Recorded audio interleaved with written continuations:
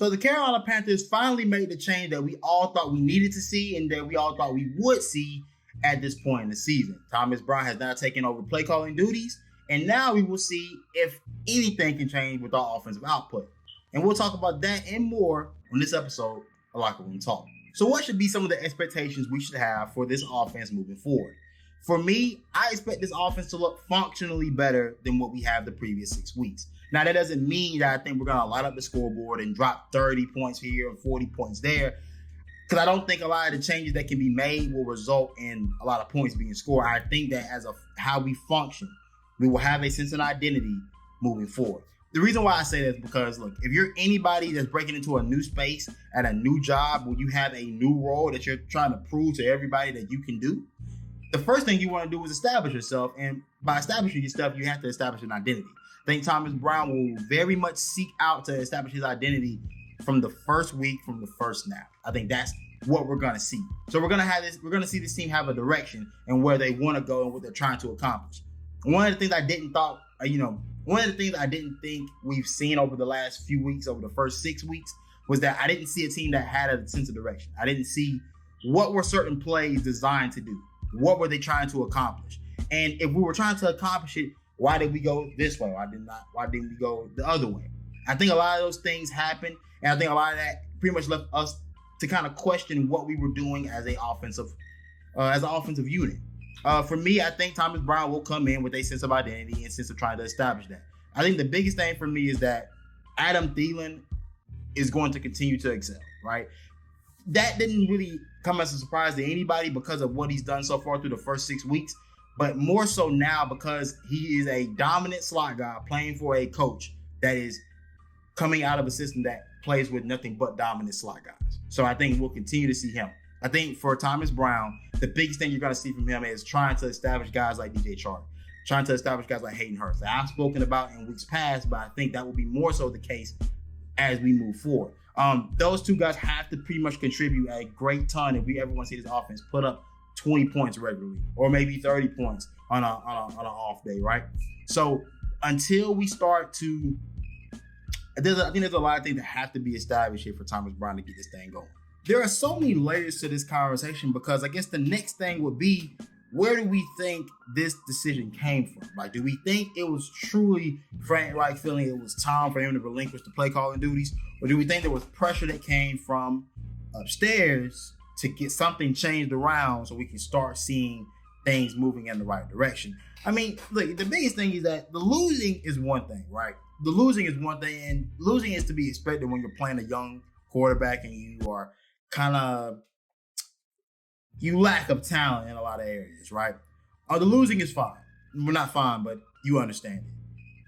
The worst part about all of this was how bad the offense looked with Bryce Young and an offensive-minded head coach. And so I can very well believe that David Tepper, knowing how this man is, knowing how eager he claims to be to win, I can very well see him looking at what's going on in Houston and what's going on in Indy and saying, wait. Everybody else is having success with their young quarterbacks, with their younger head coach. Maybe the thing we need to do is maybe get our young OC in the room, let him take over a bit more. Now, I do think the plan that Frank Reich spoke about earlier, in preseason and everything, was true about they were working to get to the point where Thomas Brown would take over play calling.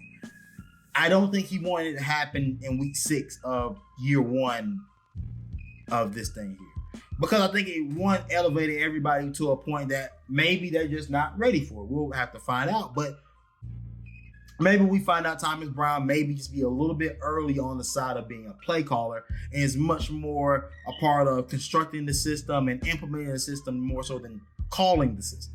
So we'll have to see those things. And not only that, it kind of puts you on the clock if you're Frank Reich as the head coach of this thing here.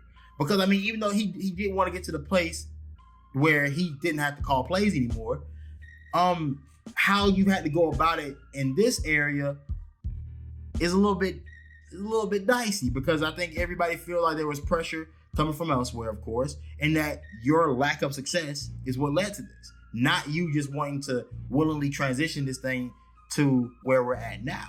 So because of that pressure, because of the lack of success we've had thus far, I gotta think that this does put a little bit of heat on everybody's neck in that building, saying that we need to have some semblance of success today. So before we get out of here, I'd be remiss if I didn't mention what's going on in our front office as far as with our general manager, Scott Fitterer.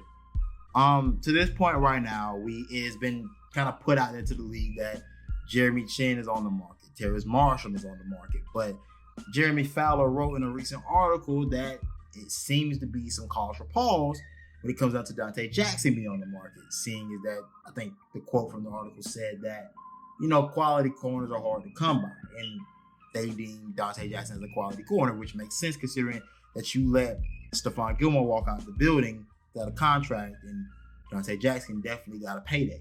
So I gotta wonder, is there any way we feel that we could run him back with Scott Fitterer? Because I truly do not. When you start to consider the fact that Terrace Marshall's not been given permission to seek a trade, and that was put out by the team a couple days ago.